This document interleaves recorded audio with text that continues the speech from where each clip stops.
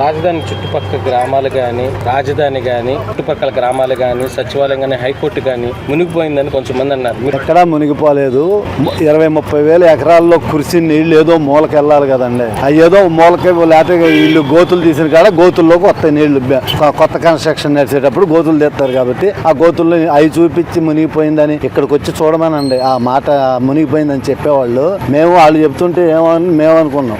నేను చేసేది వ్యవసాయమే. నాకు 10 ఎకరాలు వ్యవసాయం చేస్తా. 10 ఎకరాల్లో కురిసిన నీళ్లు ఒక దరికి కొట్టుకొస్తాయి. అవి ఎక్కడ ఇంకిపోవు కదా. ఒక మాదిరి వాన అయితే అక్కడ ఇంకిపోతాయి. మరి 30,000 ఎకరాల్లో కురిసిన నీళ్లు ఏదో పక్కకి రావాలి కదా. అవి బాడవేడుంటే ఆడకు వస్తాయి. ఏ రోడ్డు మునిగింది? మేము వచ్చే రోడ్డు మొత్తం అన్ని నీటుగానే ఉన్నాయి. అదంతా ఫేక్ ప్రచారం అండి.